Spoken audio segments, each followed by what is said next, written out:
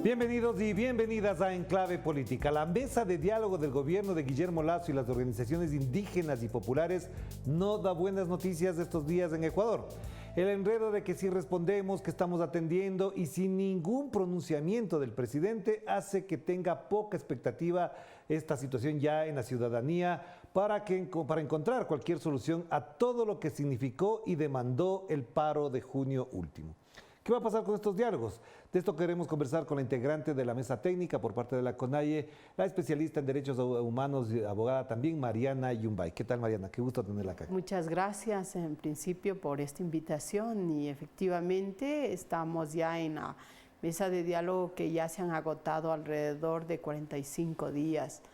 Un diálogo que, bueno, todavía no se ve resultados, ¿no es cierto? Claro que sí, 47 días fundamentalmente el día de hoy, así es. Pero Mariana, ¿cómo es el ambiente? ¿Cómo se está desarrollando más allá de los aspectos técnicos de procedimiento? ¿Cuál es el ambiente? Porque escuchábamos a las autoridades del gobierno, algunos representantes, delegados, que dicen que todo está siendo atendido, que incluso el control de precios ya se ha ejercido, de que la situación está cambiando.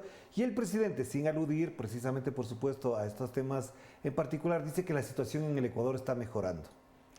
Bueno, creo que es una mesa de diálogo donde creo que no nos entendemos qué es lo que pasa, porque desde el movimiento indígena, desde las organizaciones que nos encontramos en la mesa de diálogo, vemos que efectivamente se instaló, pero no hay resultados. O sea, definitivamente yo creo que hay que ser coherentes y también hablar con la verdad. No hay resultados, hasta la presente fecha se ha abordado ya 5 mesas, o sea, nos hemos instalado en 5 mesas.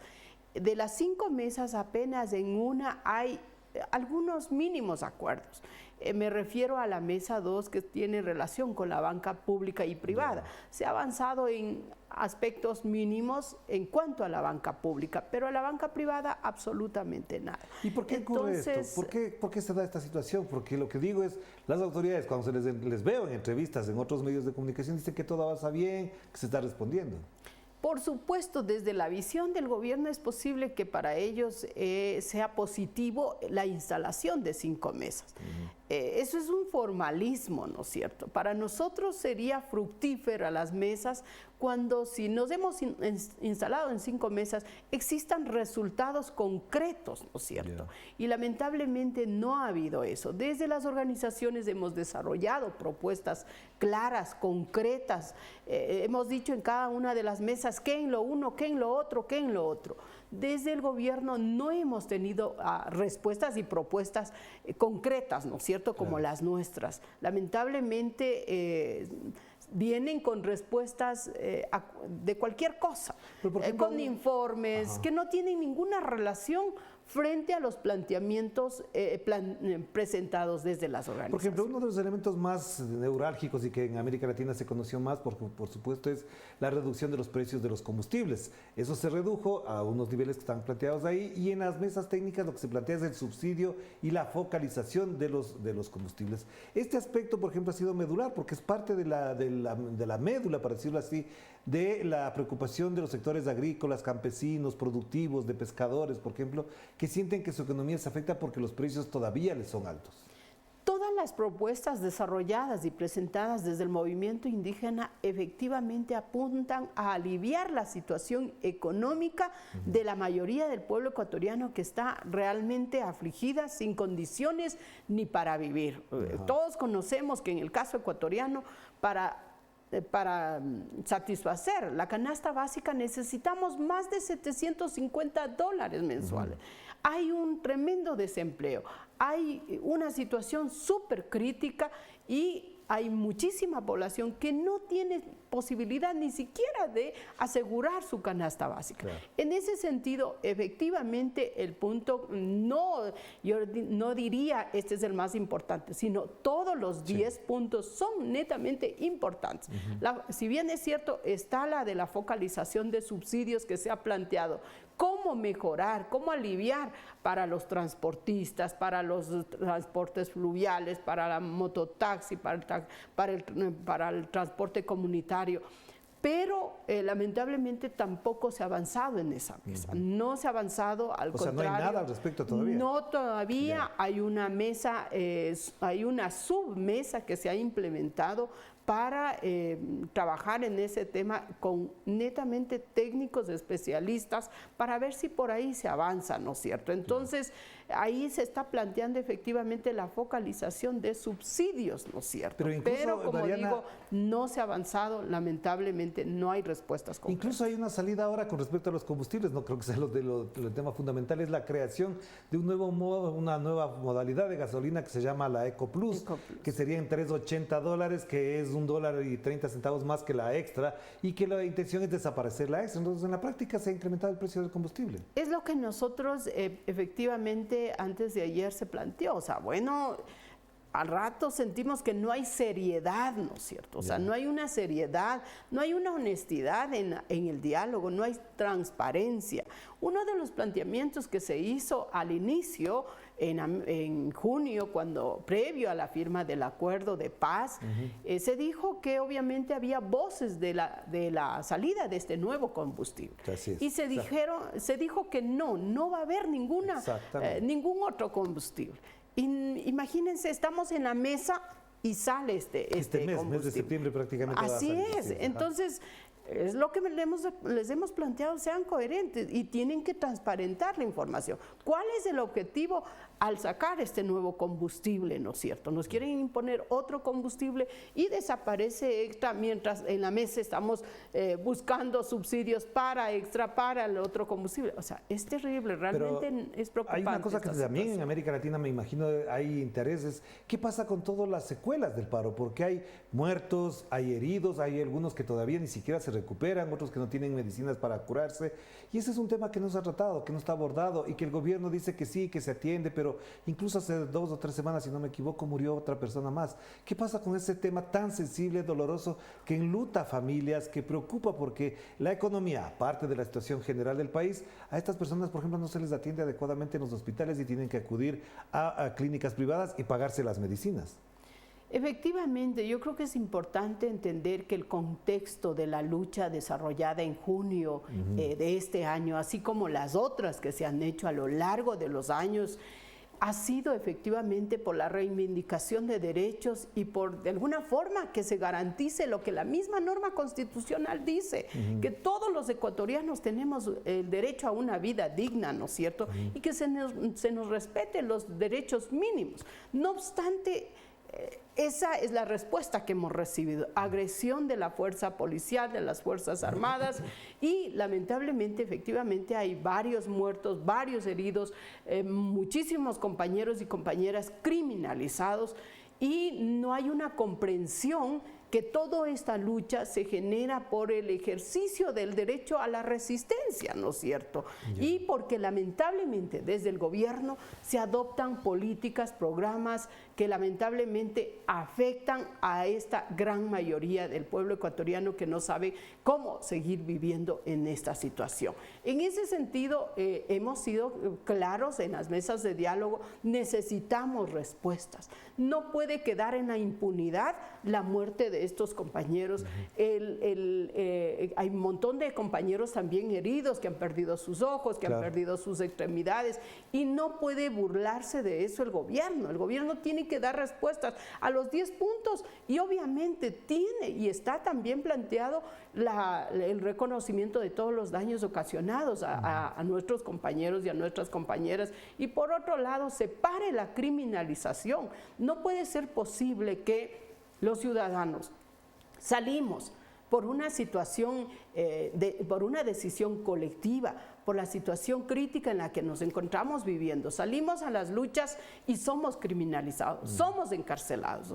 Ahora mismo el compañero Leonidas Issa, imagínense a él cómo le tuvieron de un lado para el otro, sin ninguna investigación, sin nada, y hasta la presente fecha no se ha esclarecido cuáles fueron los objetivos para encarcelarle. Y este mes está convocada la audiencia para el juicio contra él, además. Así es. Entonces, esas situaciones tienen que parar, ¿no es cierto? Tienen que parar y tiene que haber una respuesta desde el gobierno, y es lo que se ha planteado desde el movimiento indígena. Hagamos una pausa, Mariana, para volver enseguida, para entender en el contexto que ocurre esta mesa de diálogo, estas mesas de diálogo, mesas técnicas del EGO para ser más exactos, y si existe la posibilidad de que de no cumplirse los acuerdos, se reactivaría la protesta popular, el paro nacional y además, como dijo el propio Leonidas Issa, una negociación con resultados. Si no hay, volvemos a las calles. Vamos a la pausa.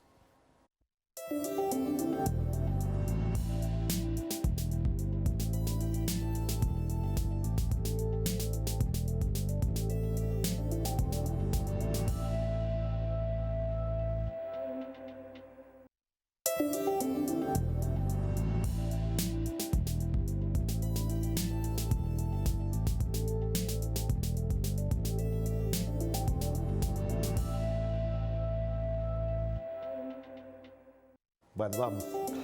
Estamos de vuelta aquí en Enclave Política. Seguimos conversando con Mariana Yumbay. Ella es experta en derechos humanos, abogada, pero también forma parte de las mesas técnicas de diálogo de la CONAIE con el gobierno. Mariana, ¿cómo entienden ustedes o cómo valoran, procesan que el presidente no se pronuncie sobre nada, no apareció en el paro, no apareció en las mesas de diálogo, nunca se mostró abierto a dialogar, por ejemplo, directamente? Bueno, precisamente antes de ayer en la mesa se planteaba, una de las compañeras decía, es terrible que el presidente ni siquiera se haya dado una vuelta por donde nos encontramos sentados en las mesas de diálogo. Y esa ha sido una actitud realmente reprochable porque es, no sé, es probablemente el quemiportismo que pasa con los pueblos indígenas, mando al resto y yo no doy la cara, ¿no es cierto? Entonces yo creo que sí, lamentablemente eso es lo que ha demostrado, no sé si es temor, incapacidad, no sabemos por qué, pero sí nos hubiese gustado, como en cualquier gobierno, o sea, que el presidente dé la cara, ¿no es cierto? Venga, se acerque y quizás como el gobernante principal diga, estos temas vamos a atender, o sea, estos temas vamos a responder. No entendemos cuál es la situación. Porque a él le vemos, por ejemplo, en el estadio de Barcelona, dando plata para una final de fútbol, pero para, por ejemplo, los temas que estamos hablando no se dice Probablemente nada. Esos son los temas más importantes para el presidente, ¿no es cierto? Y estos temas de la mayoría del pueblo ecuatoriano no, o sea, no le interesa tal vez resolver el tema de salud, el tema de la situación laboral del pueblo ecuatoriano, no le interesa el tema de la educación, no le interesa atender el tema del medio ambiente, porque de hecho hay una mesa que se relaciona con el extractivismo y los planteamientos giran alrededor de la moratoria de todas las concesiones mineras y petroleras. ¿Por qué? Porque ha causado daños graves aquí en el Ecuador y que es de conocimiento a nivel internacional y que varios de estas violaciones a los derechos de los pueblos lamentablemente han tenido que llevarse hasta el sistema interamericano. Mariana, ahí tengo una preocupación muy importante porque creo que en América Latina se tiene que conocer y en el Ecuador obviamente la prensa no ha dado fuerza, y es que en el registro de la ejecución presupuestaria, la Secretaría de Atención a Pueblos y Nacionalidades Indígenas apenas ha consumido a agosto el 9 o el 11% del presupuesto, de un presupuesto que supera los 140 millones de dólares. ¿Cómo se entiende que incluso teniendo plata, no ejecute el presupuesto del gobierno para atención a los campesinos, a los indígenas y a las nacionalidades en general? Probablemente hay una desconexión de los reales problemas que los pueblos indígenas y campesinos están atravesando, o no tienen interés, quieren tener recursos ahí guardados y no quieren resolver la problemática, ¿no es cierto? Entonces, porque si no, no se explica. O sea, porque plata hay. Si hay dinero y hay propuestas desde el movimiento indígena, hay propuestas para el sector campesino en las distintas áreas, ¿cómo es posible que no puedan resolver? ¿Cómo es posible que no dispongan ese recurso, ¿no es cierto? O pongan a disponibilidad para que se resuelva. Entonces, es una incoherencia la que se ve. ¿no? Pero Mariana, hay otro dato más. Mencionaba hace un momento que el presidente ni siquiera aparece, ni siquiera se pronuncia, pero aquí estuvo el representante, el delegado, el relator de las Naciones Unidas para los Pueblos y Nacionalidades Indígenas en general del mundo, que es de un alto nivel y ni siquiera con él se reúne. Es decir, aquí puede venir el jugador de fútbol del Real Madrid, del Barcelona de España y él se reúne, pero con el relator especial de las Naciones Unidas para los temas de derechos humanos de pueblos y nacionalidades ni siquiera lo recibe. ¿Cómo entendemos que él sí esté reunido con ustedes y no con el presidente?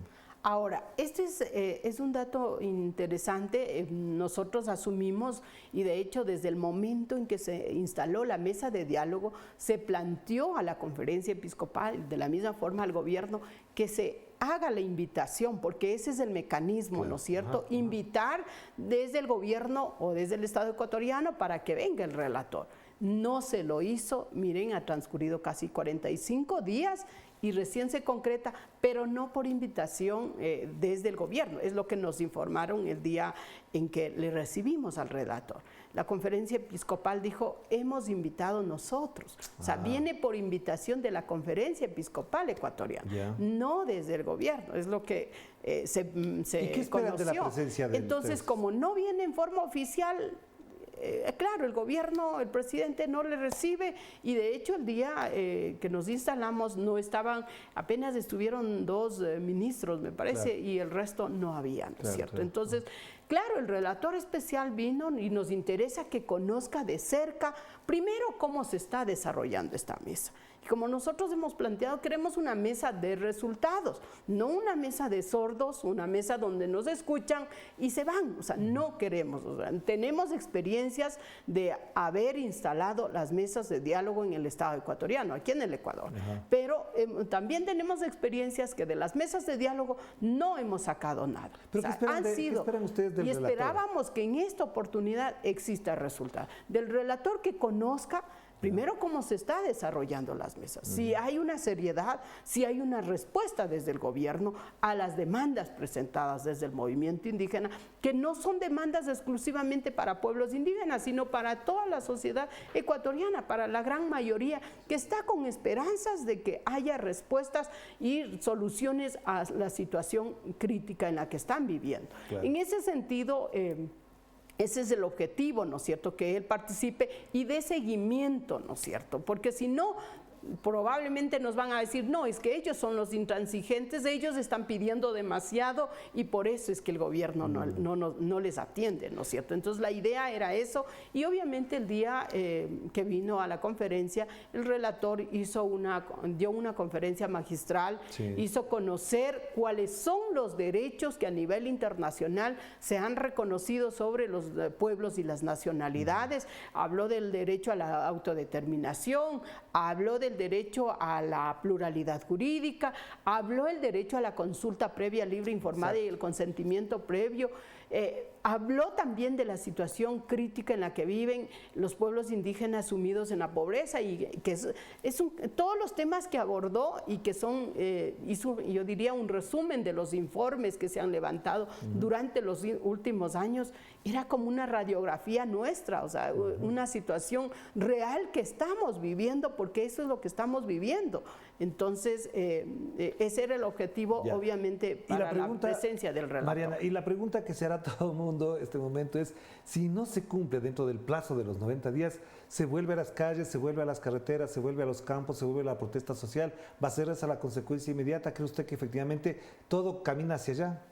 Ahora, desde el movimiento indígena, ¿qué es lo que se ha planteado? Nosotros vamos a seguir en las mesas, vamos a seguir. Vamos a demostrar que pese a que el presidente de la República no ha dado oídos, no se ha sentado con la mayoría del pueblo de aquí, que está en esperanza de que se resuelva su problemática, vamos a seguir en las mesas, vamos a llevar las propuestas tal como lo hemos hecho.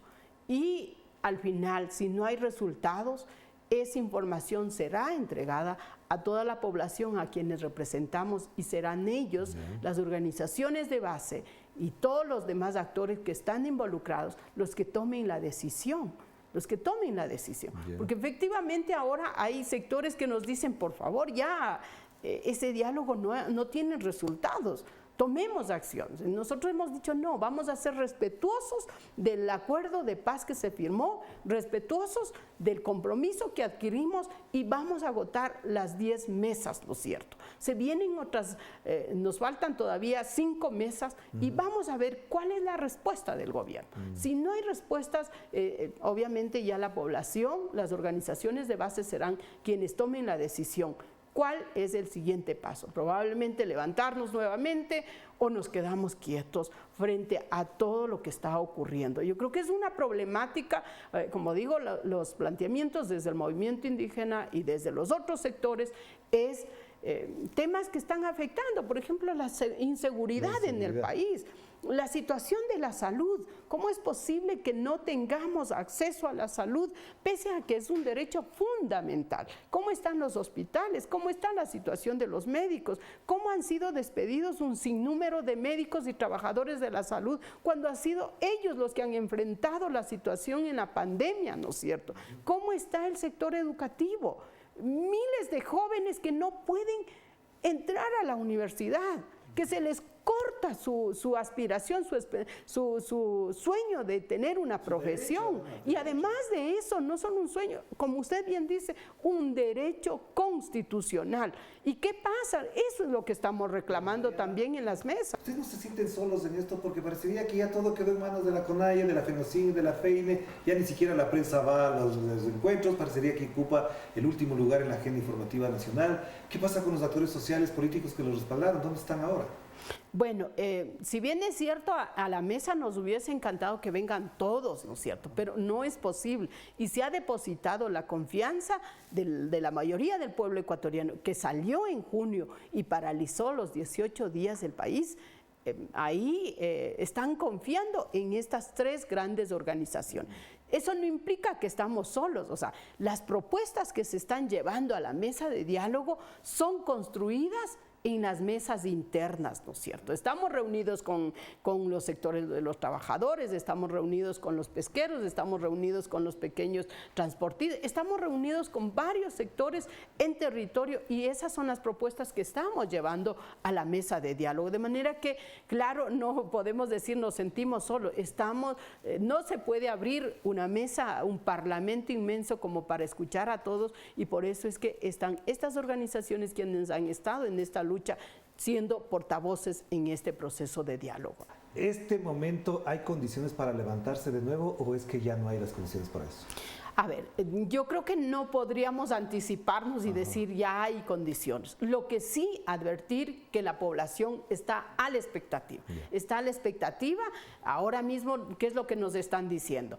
No hay respuestas. Hemos avanzado en el tema de control de precios. Si bien es cierto, se ha instalado, ¿no es cierto?, la mesa y hemos planteado que se establezcan precios fijos de 44 productos. Y eso no ha querido dar. ¿Por qué? Bajo el argumento que no puede dejar en el abandono al sector empresarial. O sea, tiene que proteger a ese sector en perjuicio de la mayoría del pueblo ecuatoriano. En ese sentido, la población, ¿qué es lo que dice? Miren, los productos siguen subiendo, sigue cada vez más caro. Y la gente sigue sin trabajo, sin posibilidades ni siquiera de poder satisfacer las mínimas necesidades. En ese sentido, hay una incomodidad de la población, como digo, pero serán ellos quienes resuelvan. Al fin y al cabo, vamos o no vamos a una lucha nuevamente, ¿no es cierto? En ese sentido, como usted conoce y todos conocen, si el pueblo resuelve ir a las marchas, retomar las medidas de resistencia y todo lo demás es en forma colectiva y eso se va a respetar. Gracias, Mariana, muy amable por atender. Muchas gracias por la invitación. Siempre aquí presentes para poder dialogar, conversar sobre esta situación dolorosa y lamentable que es, primero, que el paro tuvo secuelas duras, graves, con heridos, muertos, secuelas en temas de salud, por supuesto, y por otro lado, la sordera del gobierno que no atiende a los planteamientos, ni siquiera participa activamente en las mesas técnicas de diálogo. Bueno, de esto estaremos pendientes aquí. Cuídense mucho. Chao, chao.